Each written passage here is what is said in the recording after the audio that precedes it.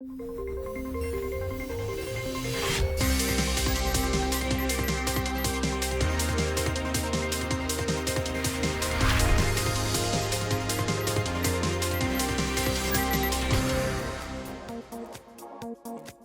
вечер. В студии Тимур Бекмурзин. Время реальной экономики. Мы часто говорим, нам нужно задействовать все резервы нашей экономики, все ее возможности. Тогда будет успех, дополнительные доходы, рост благосостояния. А где их найти, эти резервы? Есть ли они в принципе? Я вам сейчас назову только одну цифру, но она более чем красноречиво свидетельствует о наших скрытых возможностях. Итак, размер теневой экономики в России в прошлом году по оценке Росфинмониторинга превысил 20 триллионов рублей. Это примерно пятая часть всей экономики страны и больше, чем ВВП многих стран. Чтобы было понятнее, это больше, чем расходы федерального бюджета на этот год и немногим меньше, чем общий бюджет на национальные проекты. Это раза в 3 больше годовой выручки такой корпорации, как «Газпром» за 2017 год. И около трети всех денежных доходов россиян за 2018 год. А вот теперь представьте, если эти деньги направить в реальный сектор экономики или на финансирование крупных инфраструктурных проектов. Это будет колоссальный рывок.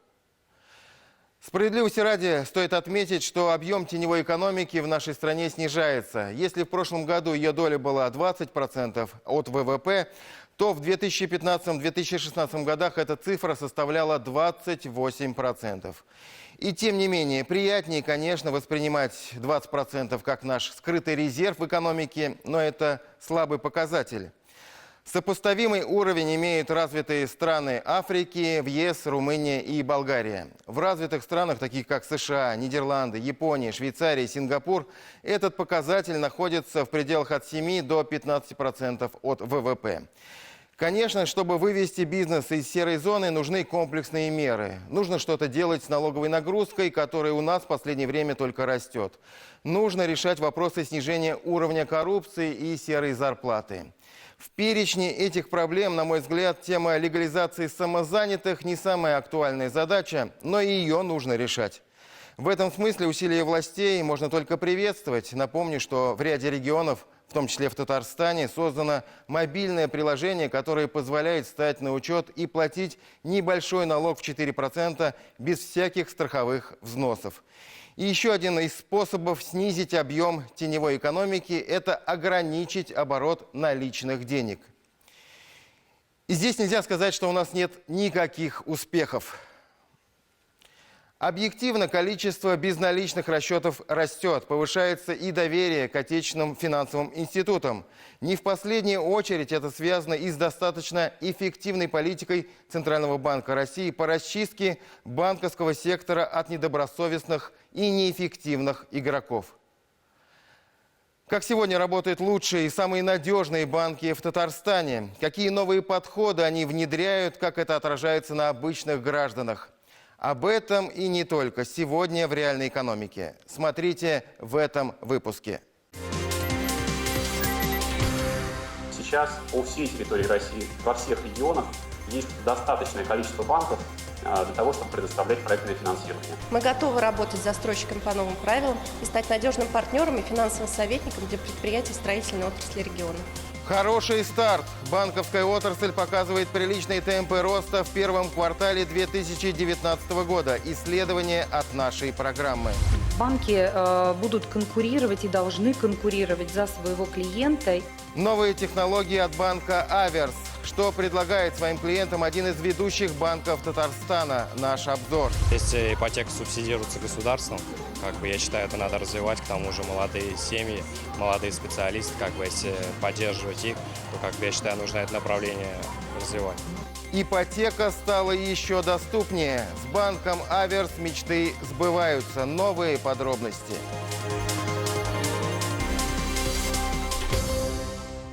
Надо быть объективным. За последние несколько лет финансовый рынок в России преобразился кардинально. Курс на цифровизацию уже начинает приносить реальные результаты, о чем мы также сегодня расскажем, но чуть позже. Основными же трендами прошлого года стали рост потребительского кредитования, большая часть которого пришлась на ипотеку, и появление удаленной идентификации. В этом году нас ждет ограничение долговой нагрузки, обязательная реструктуризация ипотеки в сложной ситуации и появление системы быстрых платежей, которые позволят переводить деньги друг другу по номеру телефона. По мнению экспертов, бояться ограничений не нужно. Все эти меры сделают жизнь потребителя финансовых услуг легче и безопаснее. Что касается банков, то они станут устойчивее благодаря тщательному контролю над рисками. Если же оценивать результаты работы банковской системы по итогам первого квартала этого года, эксперты заявляют, есть повод для сдержанного, но все же оптимизма. Так ли это?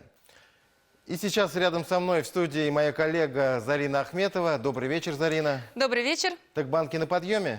Да, Тимур, можно сказать и так. По итогам первых 3 месяцев банковская отрасль в России продемонстрировала рост. Увеличилась прибыль сектора и при этом сократилась доля убыточных кредитных организаций. Также банки нарастили объемы кредитования. Цифры выросли как в корпоративном кредитовании, так и для физических лиц. В цифрах это выглядит так. В первом квартале 2019 года прибыль банковского сектора составила 587 миллиардов рублей. Это в 1,7 раз больше показателей, которые были годом ранее. В первые 3 месяца 2018 года прибыль нетто банков была 353 миллиарда рублей. Банки также нарастили и объемы кредитования. По сравнению с аналогичным периодом прошлого года корпоративные кредиты увеличились на 2,3%. Большую роль в этом сыграла тенденция к восстановлению деловой активности в промышленности. Также ускорился рост кредитования физических лиц. Если в первом квартале прошлого года он был 3,3%, то в этом году он достиг 4,3%.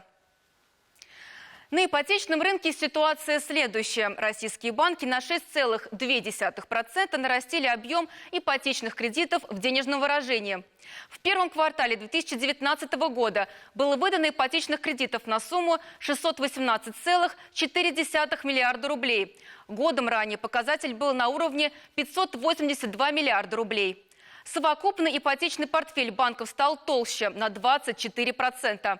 И на 1 апреля 2019 года составил 6,73 триллиона рублей. Из новостей актуальных для банковского сектора нашей республики. 2 банка Татарстана вошли в топ-100 самых надежных. В марте журнал Forbes опубликовал ежегодный рейтинг, основанный на данных рейтингов и финансовых показателей ведущих российских банков. Стоит отметить, что годом ранее Татарстан представляли 5 кредитных учреждений. В обновленном списке их осталось 2. Самую высокую строчку занял банк «Аверс», разместившись на 50-м месте.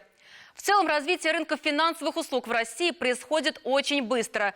Регулятор в течение 6 лет очищал банковскую систему от недобросовестных игроков. И новый рынок он строит уже на основе качественных, проверенных организаций. Конкуренция идет между крупными федеральными и крепкими региональными банками, которые в борьбе за клиента могут позволить себе снизить цену на услуги, не принимая лишних рисков. В числе таких банков и банк «Аверс». Что сегодня он предлагает своим клиентам? Об этом в продолжении нашей программы.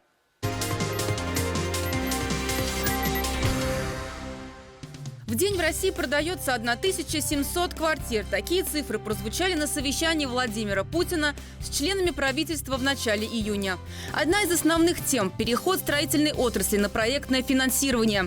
С 1 июля у застройщиков больше не будет прямого доступа к деньгам граждан. Они будут храниться в банках на специальных эскроу-счетах.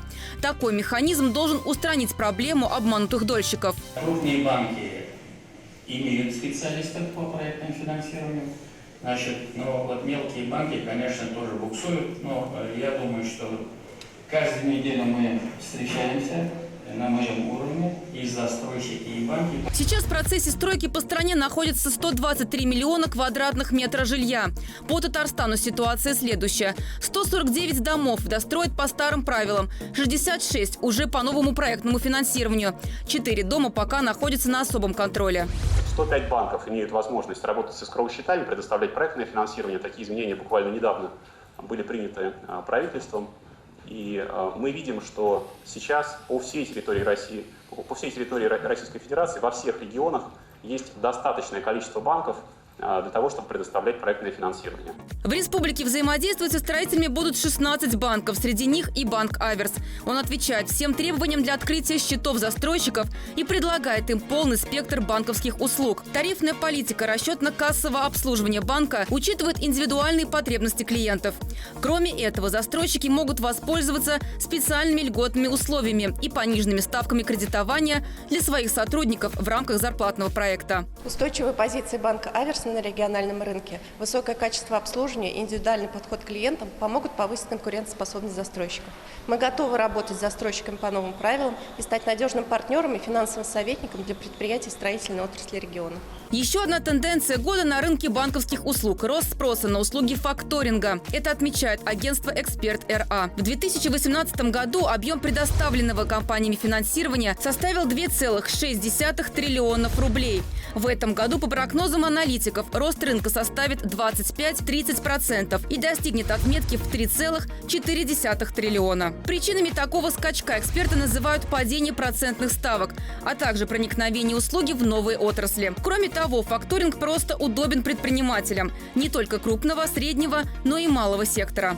Разумеется, мы платим за это какой-то процент за услуги факторинга, но данный процент, он оправдывает как раз оборачиваемость, оправдывает возможность покупки большего количества средств. Банк «Аверс» предлагает выгодные факторинговые операции при работе с крупными покупателями продукции предприятий группы компаний «Таиф». Так, между поставщиком продукции компании группы «Таиф» и покупателем заключается договор поставки с отсрочкой платежа. При этом договор о факторинговом обслуживании банк заключает с поставщиком. Плата за услуги по обслуживанию дебиторской задолженности поставщика взимается с покупателя продукции, а не с поставщика. Поставщик, в свою очередь, отгружает продукцию и предоставляет в банк накладные на товар. После проверки документов банк оплачивает реестры поставщику и информирует об оплате покупателя. Такая схема работы особенно актуальна для развивающихся компаний, у которых нет времени на отсрочку платежа, тем более при постоянном росте конкуренции на рынке. У денег есть всегда определенная стоимость. Можно подождать, когда вам заплатят уже непосредственно по вашей произведенной продукции или поставленной, или же взять деньги уже сейчас, если вам, например, нужно что-то купить, или там сырье, оборудование, нанять штат. Соответственно, вот вы можете как бы будущие свои деньги купить сейчас. Востребованы в бизнесе и банковские гарантии. Инструмент неоценим при участии в госзакупках. Также он позволяет обеспечивать исполнение контрактных обязательств без использования собственных оборотных средств. Банковская гарантия – это соглашение, по которому банк принимает на себя обязанность выплатить оплатить обязательства своего клиента в случае, если клиент сам этого сделать не сможет. Для обеспечения обязательств бизнеса банк «Аверс» предлагает самые востребованные виды гарантий: тендерные гарантии, исполнение обязательств по контракту или договору, возвратные авансовые платежи и гарантии в пользу таможенных органов. Сумма и срок гарантии определяются индивидуально с учетом активов компании. К слову, на 1 мая 2019 года чистая прибыль банка «Аверс» превысила 0,89 миллиардов рублей. Это второй результат среди банков в Татарстане. Капитал банка «Аверс» превышает 24 миллиарда рублей. Это также второе место в Татарстане и 45-е место в стране.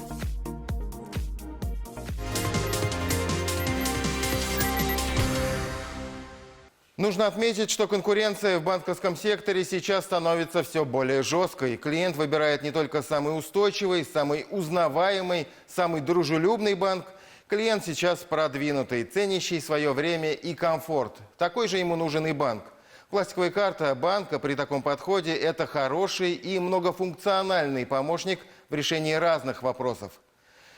Сейчас ко мне в студии присоединяется моя коллега Руфина Мукминова. Добрый вечер, Руфина. Добрый вечер, Тимур. Когда-то платежные пластиковые карты стали символом перемен в банковском мире. А как сейчас? Пластик не вышел из моды? Конечно, нет. Пластик из моды выйдет еще не скоро. Популярность этих карт на российском рынке продолжает расти, чему способствует динамичное развитие инфраструктуры по приему к оплате банковских карт и инноваций в сфере платежных технологий. Сейчас на руках у россиян более 270 миллионов платежных карт. При этом, по мнению специалистов, объем использования банковских карт будет только расти. Ведь этот платежный инструмент имеет серьезные преимущества как для покупателей и предпринимателей, так и для банковских структур. Немного новостей для держателей банковских карт «Аверс». Банк «Аверс» внедрил технологию 3D Secure, благодаря которой покупки по картам станут еще более безопасными. При покупках в интернет-магазинах банк будет направлять СМС-уведомления с паролем, который необходимо вводить при оплате. После ввода пароля между интернет-магазином и банком устанавливается защищенное соединение, в рамках которых проводится идентификация введенных данных. Доступ к технологии 3D Secure предоставляется автоматически и бесплатно для всех клиентов-держателей карт MasterCard. Также банк «Аверс» приступил к эмиссии карт национальной платежной системы МИР и предлагает оформить карты МИР классическая и МИР пенсионная. Снятие наличных в устройствах банка и сторонних кредитных организаций на территории России осуществляется бесплатно. Держатели данных карт могут принимать участие в программе лояльности платежной системы МИР и получать до 20% от суммы оплаты при покупке у широкой сети партнеров программы. От крупнейших торговых сетей до магазинов и кафе шаговой доступности, автозаправок и сервисных компаний. Оформить карту можно в любом офисе банка. Выпуск и обслуживание карт осуществляется согласно действующим тарифам. Еще одна приятная новость. С 10 июня 2019 года держатели карт банка «Аверс» могут получить скидку 5% на покупку любого вида топлива на АЗС сети ТАИФ НК. Скидки по картам действуют на всех автозаправочных комплексах и распространяются на все карты банка «Аверс». Комфорт, удобство, быстрота принятия решений, ориентированность на клиента. То, что банковский бизнес стал оперативно внедрять многие новшества, объективная реальность. Можно сказать, требование времени. Что впереди? Из последних нововведений сервис системы быстрых платежей. Как он работает, расскажем прямо сейчас.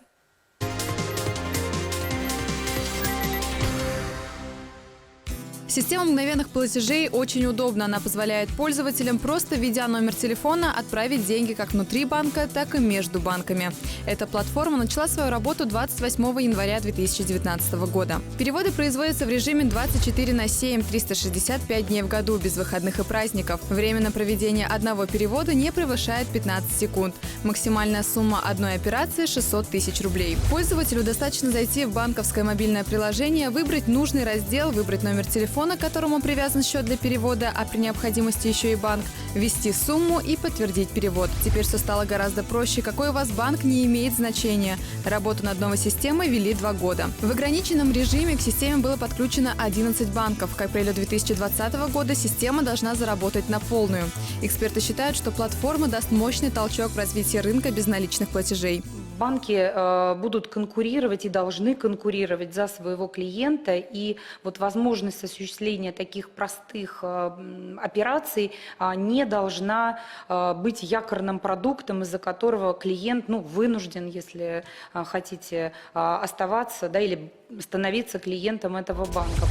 В прошлом году Банк России установил тарифы за переводы внутри системы быстрых платежей. Комиссия за переводы тогда составляла от 1 до 6 рублей, но с 2019 года комиссию с банков не берут, а значит и для пользователей она пока бесплатна. Эксперты считают, что если комиссии появятся, то она будет минимальной. Я думаю, что основной интерес был непосредственно в разработке этой системы. Это интерес государства, собственно, Центробанка. И для этого, наверное, есть ряд причин. Самое главное, наверное, что государство активно пытается оцифровать все виды денежных переводов, потому что, собственно, это позволит более какую-то эффективную вести работу с точки зрения собираемости налогов, с точки зрения того, чтобы выводить теневой трафик кэша, то есть вообще лучше отслеживаешь, лучше понимаешь, лучше собираешь. Так что, думаю, с точки зрения государства это однозначно плюс, и абсолютно понятный мотив, почему это происходило. С точки зрения обычного пользователя, я думаю, они ничего не заметят. Что касается банков, то они с охотой отправляют заявки на использование этой платформы. Сбербанк является единственным банком, который выступает против подключения к такой системе. Ведь система быстрых платежей создаст огромную конкуренцию самому популярному на данный момент сервису Сбербанк Онлайн. Я уже много раз говорил, что нам интересно поддержание конкурентных условий. Нам никто не подарил эту систему. Мы, собственно, изобрели ее и первыми внедрили. Мне не кажется оптимальной такая искусственная квазиконкуренция с помощью регулятора, но мы готовы к любому варианту. Тем не менее, депутаты Госдумы уже рассматривают законопроект, по которому все банки обязаны будут принять участие в системе быстрых платежей. И уже в апреле 2020 года моментальные переводы в любые банки России будут доступны для всех.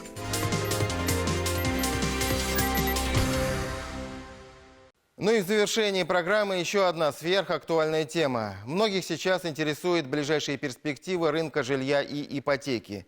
Год 2019 в этом смысле знаковый. Очевидно, что введение системы эскроу-счетов сделает квадратные метры дороже, ставки по ипотеке также могут вырасти, прогнозируют эксперты. Но пока ни о каком проседании рынка речи нет. Более того, несмотря на рост ставок и цен на недвижимость, эксперты уверены, спрос на ипотеку сохранится. Его поддержат нуждающиеся в жилье заемщики и программы для них, ипотечные каникулы и рефинансирование кредитов. Алена Мартынец продолжит.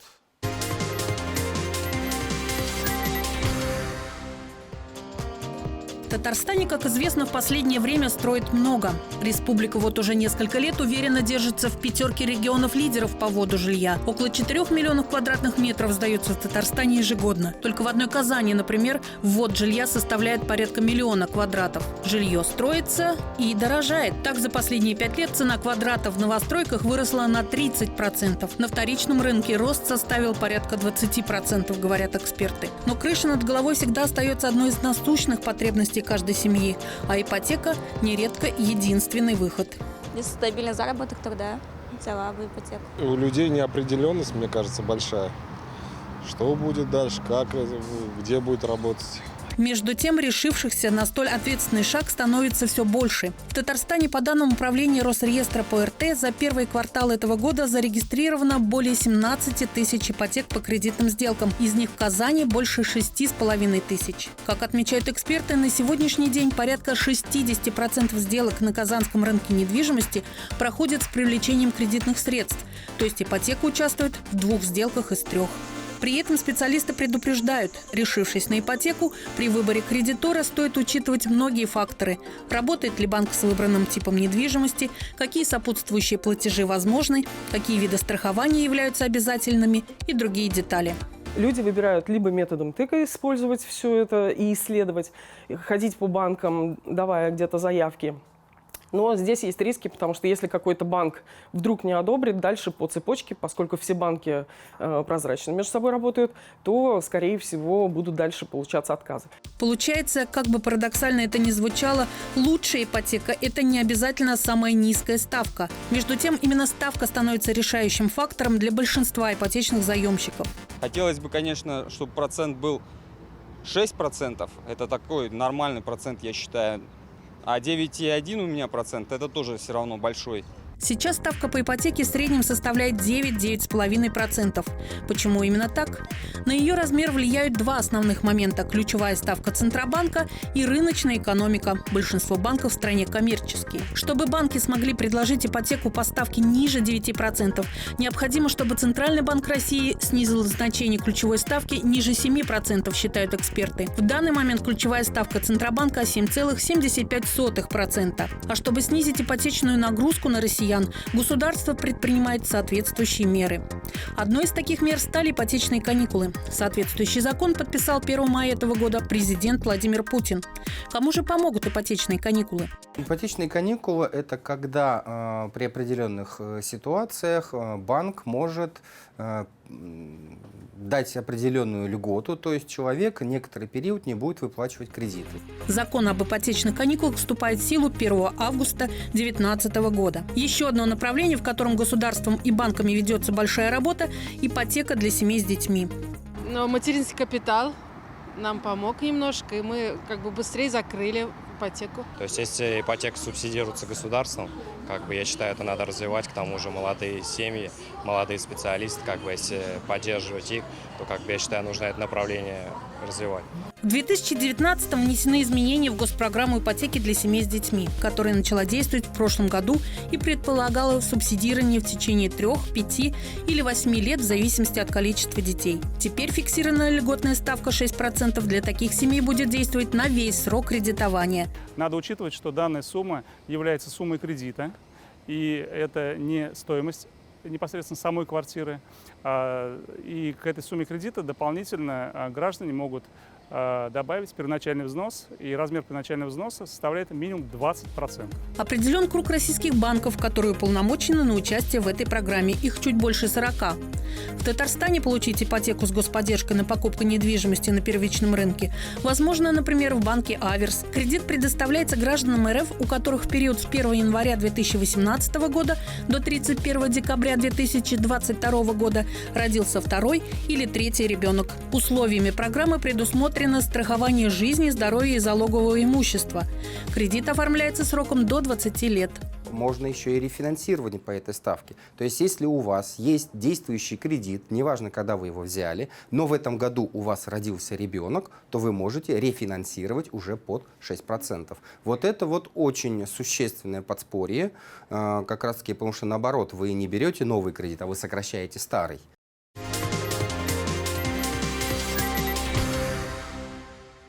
Это все, о чем мы хотели рассказать вам сегодня. С вами была программа «Реальная экономика» и я, Тимур Бекмурзин. Удачи в делах и финансового благополучия. Встретимся через неделю на телеканале «Новый век».